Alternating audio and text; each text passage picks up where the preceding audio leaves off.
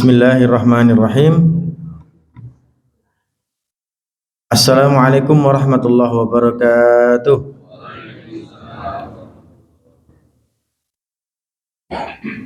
Alhamdulillahirabbil alamin wal aqibatu lil muttaqin wal udwana illa 'alal zalimin. Asyhadu an la ilaha illallah wa asyhadu anna Muhammadan abduhu wa rasuluh. Allahumma shalli wa sallim wa barik ala rasulika wa abdika wa nabiyyika sayyidil awwalina wal akhirin sayyidil anbiya wal mursalin sayyidina wa maulana Muhammadin wa ala alihi wa azwajihi wa ashabihi wa man tabi'ahum ajma'in. Usini wa iyyakum bittaqwallah faqad fazal muttaqun.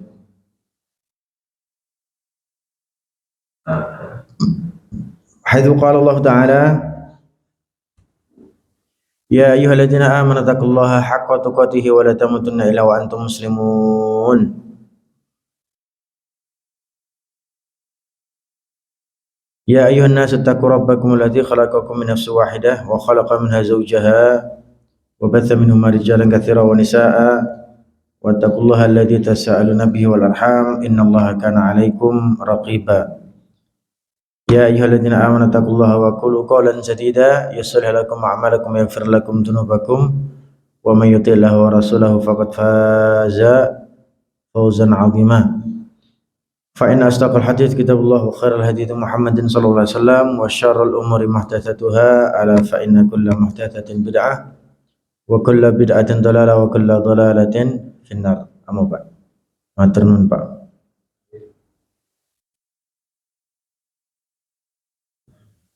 Bapak Ibu sekalian, alhamdulillah kita bisa bertemu di Masjid Al-Muhajirin setelah kita melaksanakan sholat subuh secara berjamaah. Ini merupakan nikmat yang sangat utama, nikmat terbesar. Ini nikmat terbesar yang Allah berikan kepada hambanya. Siapapun orang yang diberikan kenikmatan iman Islam, ketaatan kepadanya, itu kenikmatan terbesar. Wa may yuti'illaha wa rasulahu faqad faza fawzan 'azima. Siapapun orang yang taat kepada Allah dan Rasulnya, maka dia telah sukses dengan kesuksesan yang besar. Dan Rasul bersabda, afdhalu ma u'tiya bil 'abdi fid dunya al-islam wa afdhalu ma u'tiya bi fil akhirah ridwanullah azza wa jalla. Seutama-utama nikmat yang Allah berikan kepada hambanya di dunia adalah Islam, dan seutama-utama nikmat yang Allah berikan kepada hambanya di akhirat adalah ridho Allah. Yang kedua, mari kita berkirim salawat dan salam kepada Nabi kita, Nabi Muhammad sallallahu alaihi wasallam. Semoga kelak kita semua mendapatkan syafaat dari beliau di hari kiamat. Allahumma amin, amin ya rabbal alamin.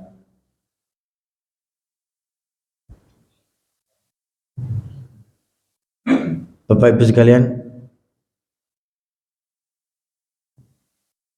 Bapak Ibu bisa melihat nyawa mboten? Bisa melihat nyawa? Halo, sampun do sahur napa dereng? Dereng. Sahur piye iki jam segini kok baru sahur? Bar subuh lagi sahur. Pak Bu, Bapak Ibu bisa membuktikan adanya nyawa? Bisa. Caranya pripun, Bu? Pripun? Ibu menyatakan bisa membuktikan adanya nyawa. Caranya pripun? Pripun? Hidup. Hidup itu karena nyawa. Justru saya ingin bertanya, kalau hidup itu karena ada nyawa, buktikan nyawa itu ada yang membuat kita hidup. Cara membuktikannya pripun, Pak? Halo. Ini tanda-tanda kalau soalnya angel dijawab, engko pengajiannya rada angel, Pak. Saestu nih. Siap ya? Nanti kajiannya rada angel nih. Kudu nutut nih. Siap ya, Pak ya? Oke. Saya akan kaji masalah itu. memperbandingkan antara bagaimana orang-orang ateis, orang Barat, orang Amerika, orang Eropa, bahkan sekarang banyak orang di Indonesia yang ateis, tapi nggak sadar. Tidak teis Tuhan, tidak ada Tuhan, tidak Tuhan, no Tuhan. Teis sesuatu yang memang bersifat profan. Profan itu goib Israel nggak ada. Makanya disebut dengan ateis. Tapi masalahnya banyak orang Indonesia yang ngakunya Muslim, tapi pikirannya ateis. Ada ya Pak ya? Enten mboten? Nah, tak tunjukin. Ada seorang dokter Pak. Niki saestu nutut nggih? Nutut nggih? Halo.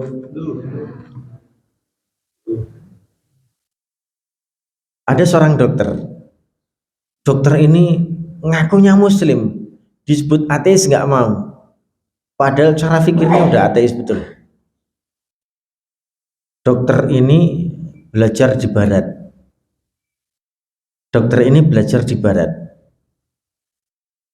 Dia mengatakan ini jari ini yang menggerakkan apa Bu? Yang menggerakkan apa nih? Niki sing bergerak apa? Tulangnya apa ototnya apa sarafnya? Sarafnya di mana? Ini kan ada tulang nih, tulang bergerak, seret. Yang menggerakkan apa? Otot atas, otot bawah. Gitu.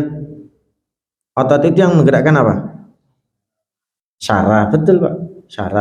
Saraf yang menggerakkan apa? Otak yang menggerakkan?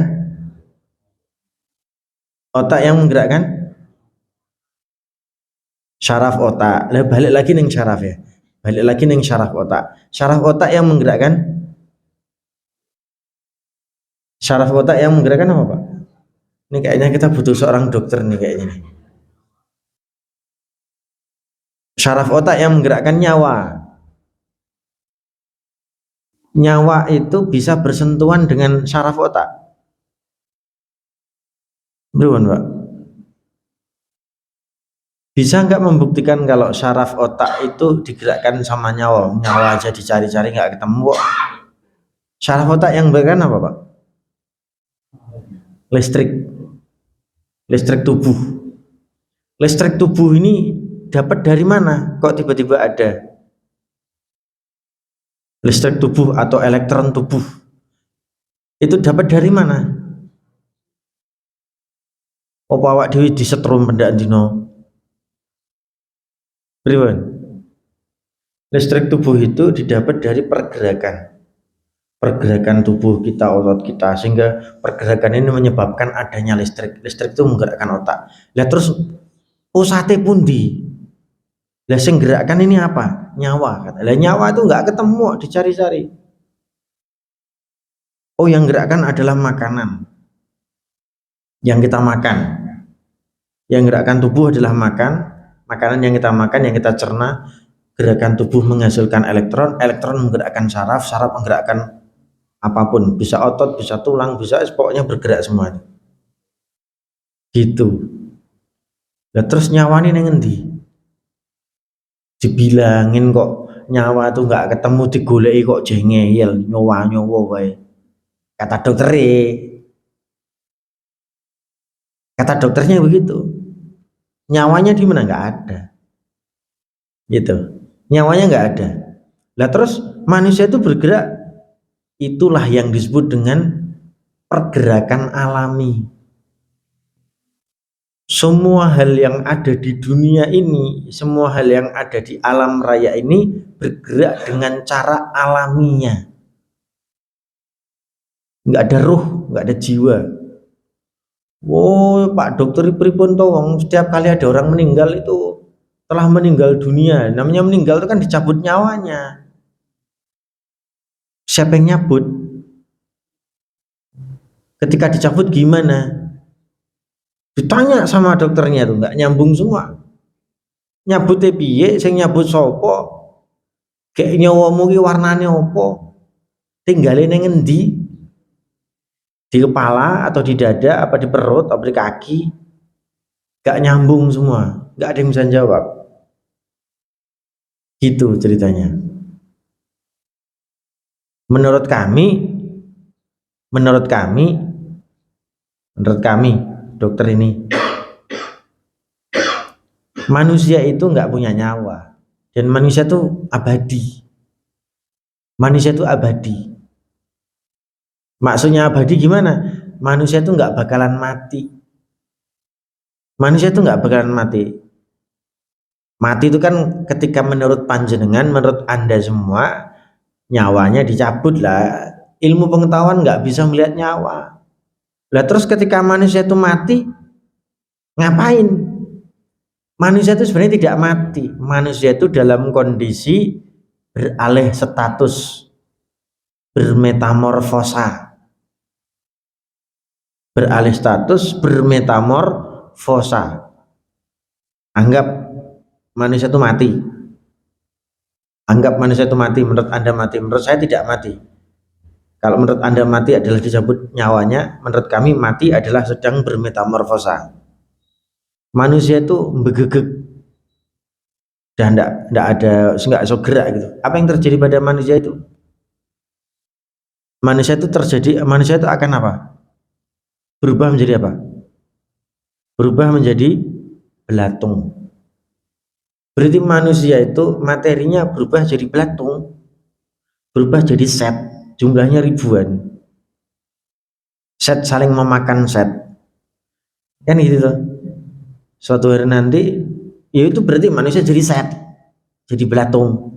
Belatung nanti dimakan cacing, atau dimakan ayam, atau dimakan laler, atau dimakan apalah terserah. Itu namanya, ya udah jadinya itu. Nanti ayam mati dimakan apa lagi dan lain sebagainya, terus namanya metamorfosa. Nanti ayam dimakan manusia, ayam dimakan harimau atau apa. Jadi manusia bermetamorfosa, beralih status materinya kepada sesuatu yang lain. Jadi nggak ada istilah mati. Manusia sedang beralih status. Ngoten. Buktikan dong dengan akal, buktikan dong dengan indera di mana nyawa itu ada. Bagi kami orang mati beralih status, bagi kamu orang mati dicabut nyawanya. Nyawa aja nggak ketahuan di mana kok kamu bisa mengatakan nyawa itu ada. Lucu.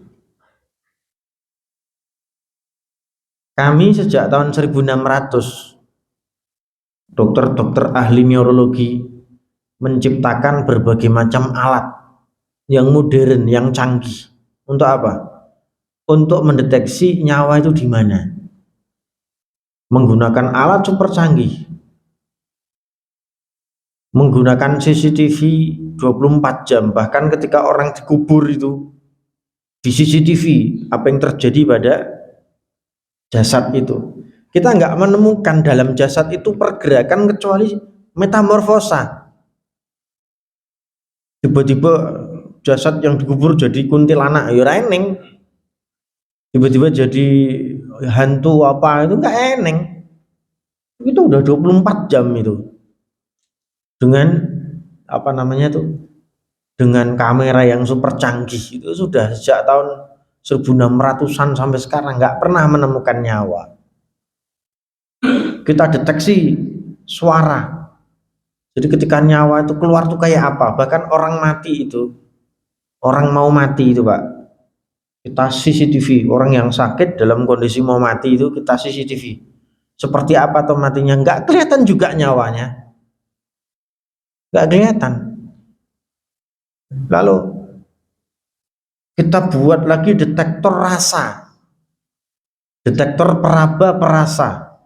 Jadi kalau ada gerakan sidik ini langsung bergerak gitu. Menunjukkan pergerakan. Ini nggak ada juga. Jadi yang ngomong nyawa itu ada itu kok kayaknya terlalu berlebih-lebihan. Secara akal kita nggak bisa ngelihat itu membuktikan itu nyawa, secara indera juga kita nggak bisa ngelihat, mata, telinga, lisan, peraba itu nggak bisa merasakan nyawa. Maka bagi kami nyawa itu nggak ada. Bagi kami nyawa itu tidak ada. Dokter ini loh dokter. Itulah yang disebut dengan apa? Filsafat naturalisme. Apa itu filsafat naturalisme, Pak? Pikiran yang mengatakan bahwa segala sesuatu yang ada di alam raya ini berjalan dengan alami. Tidak ada yang menggerakkan. Berjalan begitu alami aja. Dunia ini ada. Ya cek enek yang mengadakan, enggak yang mengadakan Tuhan. Di mana Tuhan? Enggak ada. Nyawa aja nggak ada kok Tuhan. Yes, pokoknya dunia tuh ada, ting gitu aja sih, nggak ngerti. Makanya mereka memiliki spekulasi banyak sekali. Ada teori-teori yang berkembang di barat. Teori pertama apa, teori kedua apa, buar gitu tiba-tiba. Tapi mereka tidak pernah menyebut yang membuat Big Bang itu Allah. Enggak, gitu. Mereka nggak pernah nyebut itu. Jadi barat itu berpikirnya seperti itu. Tiba-tiba ada, tiba-tiba bergerak, tiba-tiba alami gitu aja dah. Ini namanya filsafat naturalisme. Berarti nyawa itu nggak ada, Pak Nggih. Enten apa mboten? Kalau ada membuktikannya pripun, Pak? Kalau ada membuktikannya gimana? Nyawa bisa dilihat mboten? Bisa dirasa mboten? Bisa dilogikakan mboten? Jawabannya mboten kabeh. Berarti podo karo Pak Dokter nggih. Berarti podo kalian Pak Dokter. Saya ulang lagi. Ruh atau nyawa atau jiwa atau nafas ada atau tidak? Cara membuktikannya dia ada pripun? Pripun, Pak? Tadi sampun saya sampaikan loh kepada panjenengan semua, Pak Dokter tuh matur kalau alat super canggih nggak bisa mendeteksi.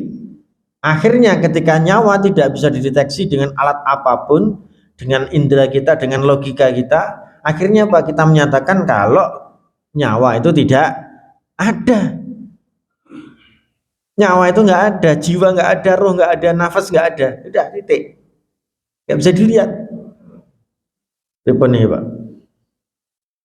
Laras napa klentu niki? Betul apa salah? Salahnya teng pundi? Salahnya di mana? Karena nyawa itu, pripun Pak? Salahnya di mana tadi? Karena pakai logika. Lah terus suruh pakai apa?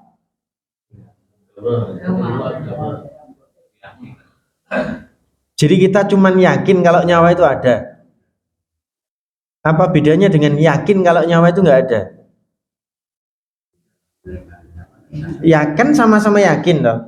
Yakin itu kan berarti tidak butuh logika, tidak butuh indera. Kalau cuman sama-sama yakin, jenengan yakin nyawa nggak ada, saya yakin nyawa nggak ada. Nek ming podo-podo yakin. Terus membuktikan nyawa itu ada pakai apa? Pakai pakai apa? Apa ya tadinya? Pakai apa ya? Pakai rasa. Apakah ada orang yang bisa merasakan kehadiran nyawa? Selama kita hidup, kalau kita punya nyawa, apa yang kita berikan makanannya kepada nyawa ini? Kita selama ini pernah ngasih makan nyawa nggak? Nggak pernah. Warna nyawa nggak ketahuan seperti apa, letaknya di mana kita juga nggak tahu. Wes, kaya Pak Dokter ya gini. Pak Dokter Sinten nih gitu asman ini. Baik Bapak Ibu sekalian, ini baru judul. Saya mau mengkaji judul ini. Judulnya rangkai ngantek 15 menit. Judulnya itu dawa banget. Nih lho. Kasus ini mau saya kaji pagi hari ini. Semoga nggak lama-lama. Kasus ini akan saya kaji. Bapak Ibu sekalian, satu, siapapun orang pinter, siapapun orang cerdas, saya minta tolong nanti Pak Ridwan sama Pak Jumadi undang seluruh orang pinter berkumpul di Masjid Muhajirin, dibiayai. Seluruh orang cerdas di dunia ini diundang semua ke sini, dibiayai, kemudian dikasih alat super canggih, suruh meneliti ada nyawa atau tidak. Jawabannya nggak akan mungkin bisa,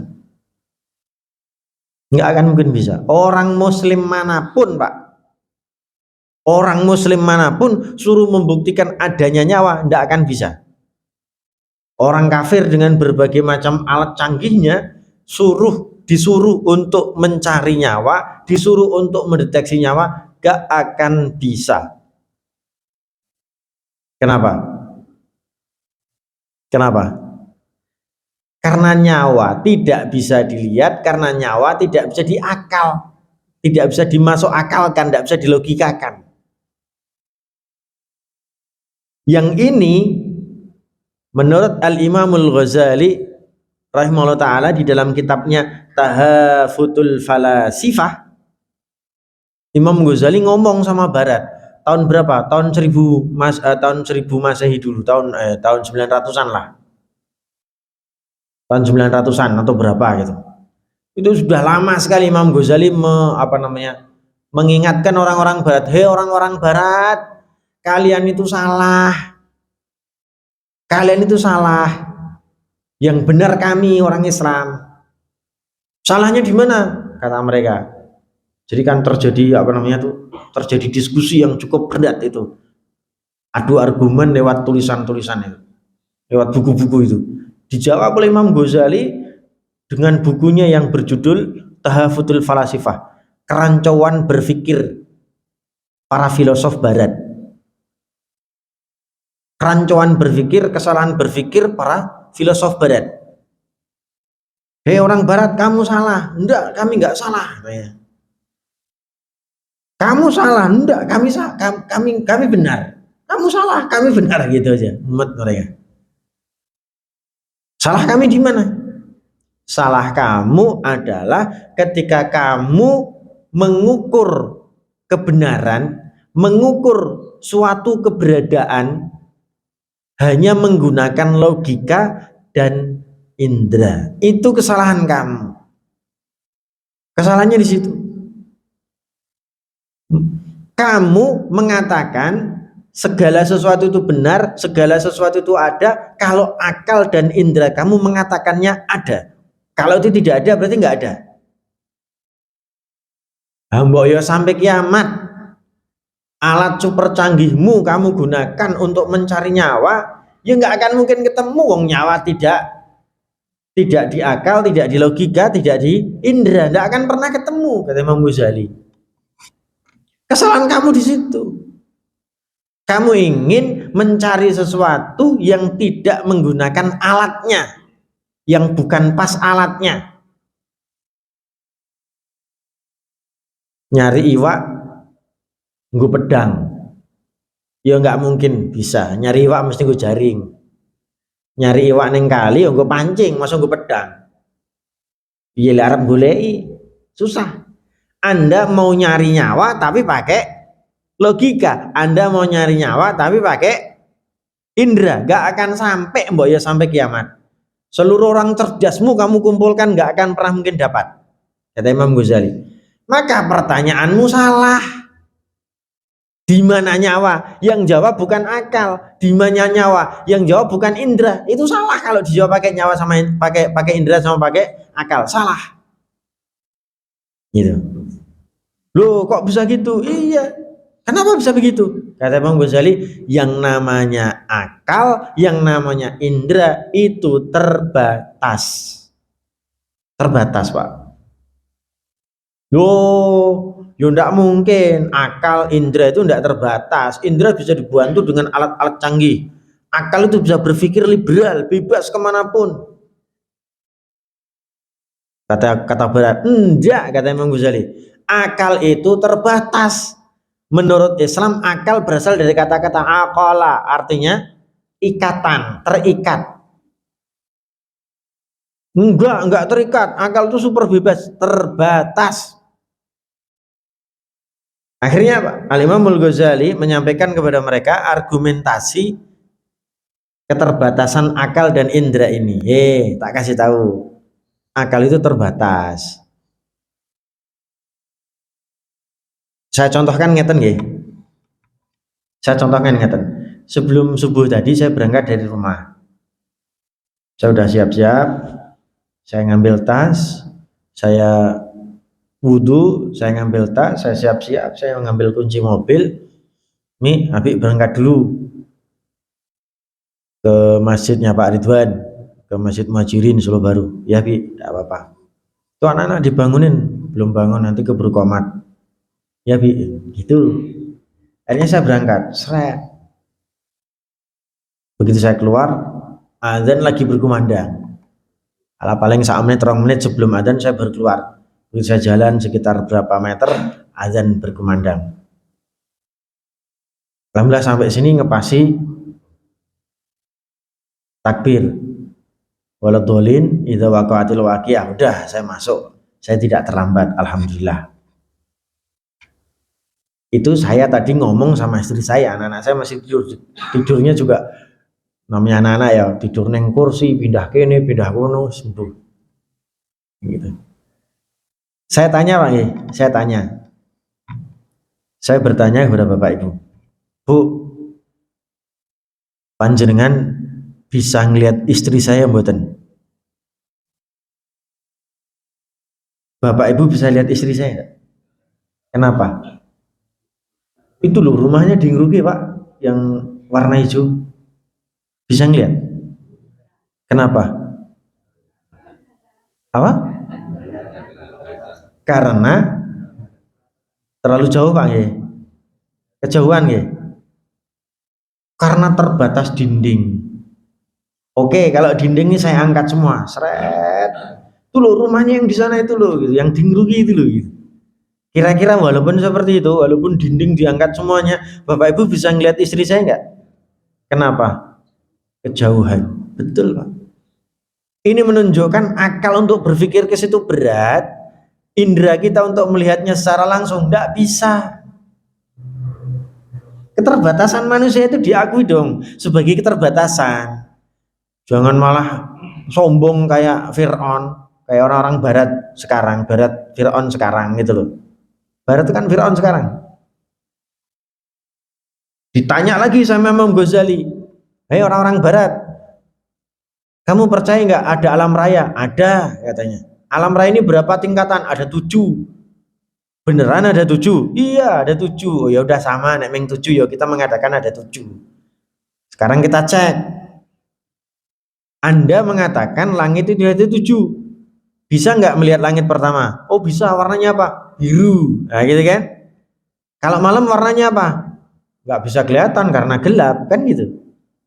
Artinya melihat langit yang berwarna biru di siang hari, di malam hari gara-gara nggak ada cahaya, gelap, tidak berwarna atau warna gelap, birunya nggak kelihatan.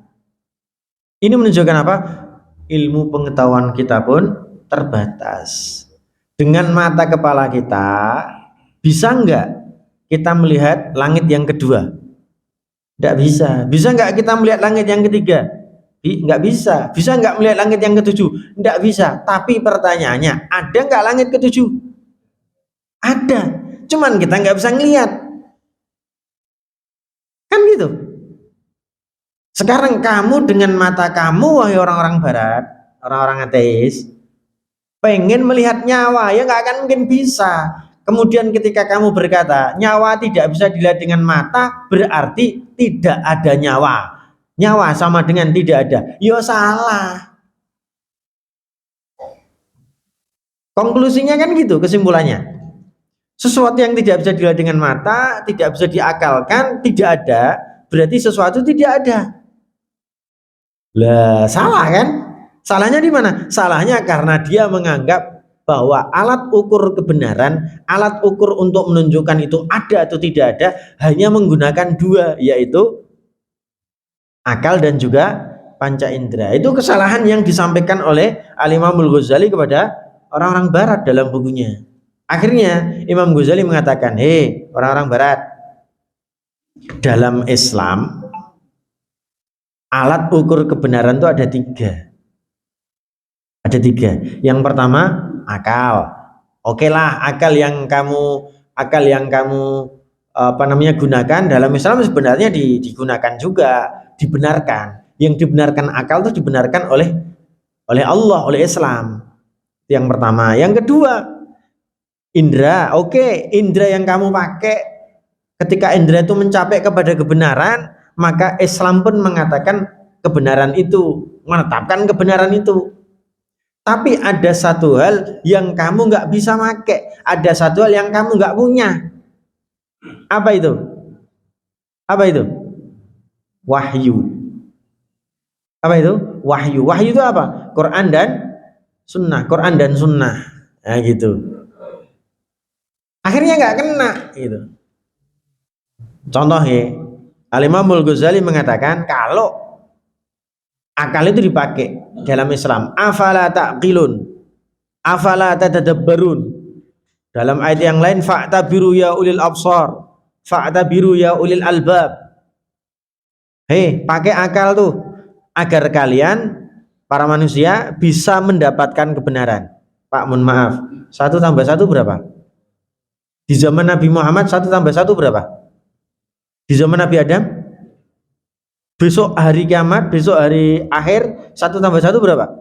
Tetap 2. Itu akal yang menemukan dan Islam menetapkan kebenaran itu. Banyak sekali ayat yang begitu. Yang kedua, indera. Apa yang dibenarkan oleh indera dibenarkan oleh Islam. Mohon maaf Pak, ini warnanya apa nih? Ini warnanya apa? Coklat. Di zaman Nabi kayak gini warnanya apa? Ya coklat kan? Nabi suka warna putih. Putih itu kayak apa ya? Kayak bajunya Pak Ridwan tuh putih. Kayak rukuhnya ibu ini putih. Sejak zaman Nabi putih seperti itu. Sejak zaman Nabi Adam putih seperti itu. Karena Allah menciptakan indera untuk menyatakan itu putih. Sampai hari akhir tidak akan pernah berubah putih itu seperti apa. Kan gitu. Maka indera di dalam Islam dipakai. Apa kata Allah SWT? Allah SWT berkata begini, Wallahu akhrajakum min butuni ummahatikum la ta'lamuna syai'a wa ja'ala lakum sam'a wal absara wal af'idata wa ja'ala lakum sam'a wal absara wal af'idah. Surat apa itu? Surat An-Nahl ayat 78. Wallahu, dan Allah, akhrajakum, mengeluarkan kalian, min butuni, dari perut-perut, ummahatikum, ibu kalian. Allah yang mengeluarkan kalian dari perut-perut ibu kalian. La ta'lamuna syai'a, la tidak, ta'lamuna tahu, syai'a sesuatu, tidak tahu sesuatu apapun. Jadi ketika kita keluar dari perut ibu kita, dikeluarkan oleh Allah SWT dari perut-perut ibu kita nggak tahu apa-apa. Nggak tahu apa-apa. Warna ya nggak tahu, rasa ya nggak tahu, suara apa ya nggak tahu, suara kuda gitu suaranya, suara ayam ya gitu suaranya. Jadi kalau ngepasti ada suara tertentu, oh ini ayam, oh ini kuda, kan gitu. Cuman pada saat bayi nggak tahu apa-apa, kita nggak ngerti itu. Wa ja'ala lakumus sam'a, kemudian Allah SWT menciptakan untuk kalian pendengaran, wal absara, penglihatan, wal aftidah, rasa, indra Pak. Allah menciptakan indra untuk kita, untuk manusia yang baru keluar itu. Yang keluar nggak tahu apa-apa kan, namanya bayi itu ketika keluar dari perut ibu tuh belum bisa ngelihat, belum bisa belum bisa merasakan manis pahit, itu belum bisa. Itu bayi. Tapi kemudian Allah menciptakan itu kepada para bayi itu sehingga bayi itu bisa mengerti segala sesuatu. Akhirnya apa tujuannya? Tujuannya adalah mereka mengerti itu dan mengerti kebenaran. Ini putih, ini itu, ini pahit, ini ada gitu aja. Maka apa yang dibenarkan akal, Allah membenarkan. Apa yang dibenarkan oleh indera, Allah pun membenarkan. Karena akal dan indera adalah bagian dari alat untuk mengukur kebenaran atau keberadaan. Tetapi ada satu yang tidak dipakai oleh Barat, yang dinafikan oleh orang-orang ateis, entah Barat, Eropa, entah Barat, Amerika, entah orang-orang yang ada di Indonesia ini. Tapi pikirannya ateis. Apa itu? Wahyu. Apa itu wahyu? Wahyu itu sesuatu yang turun dari Allah kepada Rasulnya Muhammad SAW. Dalam surat An-Nisa 113. Dalam surat An-Nisa ayat 113, apa kata Allah SWT? Wa anzalallahu alaikal kitaba wal hikmata wa 'allamaka ma lam takun ta'lam. Wa anzalallah, Allah menurunkan alaika kepada kamu wahai Nabi Muhammad, kepada seluruh umatmu wahai Nabi Muhammad, kepada seluruh manusia, al-kitab wal hikmah. Kitab, hikmah. Kitab itu Quran, hikmah itu sunnah. Wa 'allamaka, kemudian Allah SWT dengan kitab dan hikmah, kemudian Allah SWT dengan Quran dan sunnah itu memberitahu kamu, wa 'allamaka, memberitahu kamu, malam takun ta'lam, sesuatu yang memang kamu tidak tahu.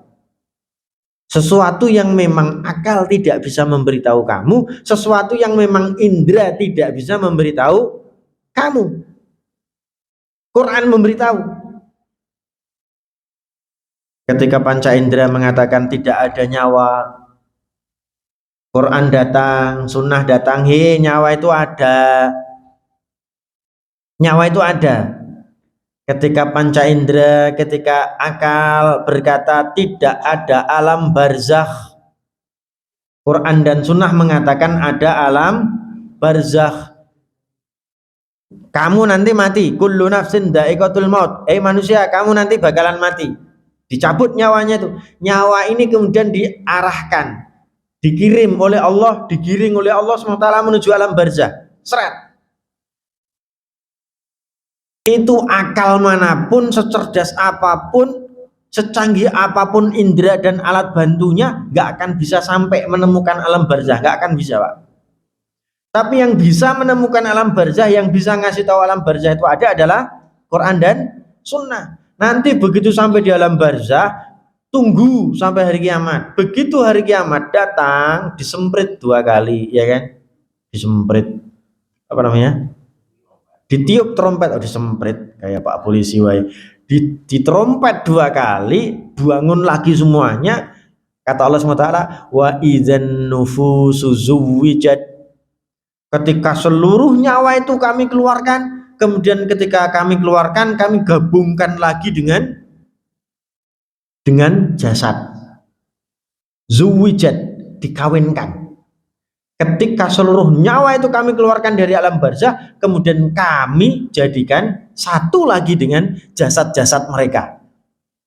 Ini ilmu pengetahuan manapun gak akan mungkin bisa dapat, Pak. Secanggih apapun itu. Yang bisa memberitahu itu hanyalah Quran dan Sunnah. Bapak Ibu sekalian, mohon maaf, mohon izin. Surga ini sampuneten mboten sakniki. Surga ini ada napa mboten? Ada. Neraka ada atau tidak? Ada. Arsy ada atau tidak? Ada. Itu kalau dicari pakai akal, dicari pakai logika, dicari pakai panca indera, nggak akan pernah ketemu, Pak. Surga itu di mana? Nggak ngerti. Kata Rasulullah SAW, al-jannatu haqqun wan naru haqqun wal arsyu haqqun. Jannah itu hak, surga itu hak, arsy itu hak. Allah punya kursi mboten? Allah punya kursi mboten?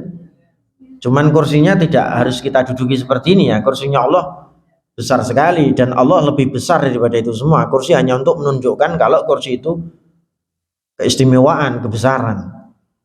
Kursi itu bagian kecil dari arsy.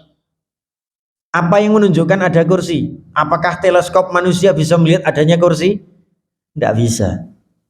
Apakah alat super canggih, pesawat ulang-alik yang dibuat oleh manusia bisa mencerna, bisa mendeteksi di mana kursinya Allah? Nggak akan bisa.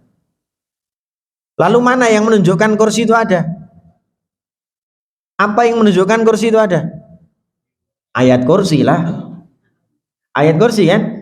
Saya yakin Bapak Ibu hafal semua. Ayat kursinya bunyinya gimana? Allahu la ilaha illa huwal hayyul qayyum, sampai pada ayat wasi'a kursiyuhu as-samawati wal ard. Kursinya Allah itu lebih luas daripada as-samawat, lebih luas daripada langit, lebih luas daripada bumi. Kursinya Allah itu. Sampai ada ulama yang mengatakan untuk memperbandingkannya sebagai bentuk kebesaran dan kecilnya kita, kebesaran ciptaan Allah dan kecilnya kita. Kursinya itu begini. Kursi itu ya kursi gitu ya. Kemudian langit-langit, semua langit yang ada tujuh, yang tujuh itu seperti 7 butir pasir. 7 butir pasir dibuang di tengah padang pasir. Padang pasir itu kursinya, 7 butir itu langit yang 7. Padahal kursinya Allah itu bagian kecil dari arasnya Allah. Allah lebih besar daripada itu semua. Ini otak gak sampai, Pak. Begitu. Maknanya apa, Bapak Ibu sekalian? Banyak orang hari ini tidak mau pakai Quran, tidak mau pakai sunnah untuk memberikan informasi sesuatu yang tidak diberikan oleh akal dan panca indera. Banyak orang tidak mau percaya itu. Dan ini logikanya masuk akal banget. Argumentasi yang dibangun oleh salah satu dokter tadi. Dokter ini tok loh ya. Dokter ini tok loh. Saya tidak mengatakan dokter muslim. Kalau dokter muslim saya yakin nggak mungkin seperti ini.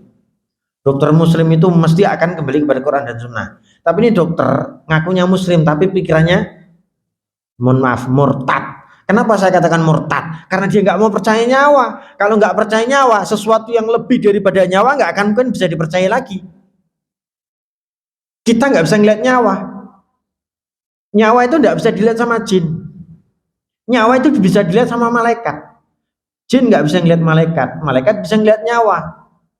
Malaikat yang super goib tadi, yang tidak bisa dilihat oleh kita, nggak bisa dilihat oleh jin. Malaikat ini nggak bisa ngeliat Allah. Berarti Allah itu adalah ghaibul ghaib, yang paling goib. Kalau nyawa saja yang goib ini yang remeh lah menurut kita, ya kan? Karena ada sesuatu yang lebih besar lagi goibnya daripada nyawa. Kalau nyawa ini tidak dipercayai, otomatis Allah pun nggak akan dipercaya. Inilah ateismenya mereka. Maksud saya begitu. Tapi argumen yang dibangun oleh orang-orang seperti itu kan enak, nyaman.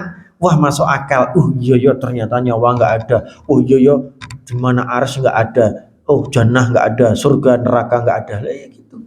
Kayak orang-orang saklime dhewe. Merasa setiap kali dia berbuat tidak ada yang bisa mengawasi, tidak ada yang mengawasi. Nanti mati yo wis terserah lah gitu kan. Ini efeknya. Bapak Ibu sekalian, nyambung deh. Ini sebenarnya saya ngaji apa sih? Saya ngaji apa sebenarnya? Ngaji apa? Apa Bu? Ini ngaji apa barusan? Sebenarnya Bu, mohon maaf ya, Bapak Ibu nggak terasa kalau sebenarnya saya sedang ngaji filsafat. Filsafat. Wah, filsafat kafir haram. Ya oke lah, karena kalau kafir haram itu kan yang dipakai sama orang-orang barat. Filsafatnya hanya menggunakan akal dan indera saja. Kita masukkan Quran dan sunnah justru untuk menjawab filsafat mereka. Itu maksud saya. Abot apa betul Pak? Abot betul Bu? Sesuk neh ngajine ora filsafat nggih. Nek abot berarti ngajine wonten enggak usah filsafat lagi besok. Insyaallah bulan depan, minggu depan saya ngajinya enggak usah filsafat aja deh. Tapi penting tadi. Penting sekali. Karena ketika kita membaca Al-Qur'an, ternyata Al-Qur'an memberitahu kita informasi yang tidak diberitahu oleh akal dan panca indera. Bahkan dikafiri oleh orang-orang murtad, oleh orang-orang ateis. kalau ada wahyu. Wahyu ki opo to? Gak penting banget. Itu hanya cerita bualan aja lah. Itu orang-orang begitu. Na'udzubillah min dzalik. Maka jangan sampai kita tersesat ke dalam filsafat-filsafat baru, filsafat-filsafat barat yang sampai menafikan Quran Sunnah, sampai menafikan hal-hal yang gaib. Saya kira itu sangat buruk sekali. Dan saya bisa dengan tegas mengatakan murtad, keluar dari Islam. Ngakunya Islam tapi ternyata ateis, murtad kan? Ngakunya Islam tapi tidak percaya qadha dan qadar. Ngakunya Islam tapi tidak percaya malaikat. Ngakunya Islam tapi tidak percaya kitab.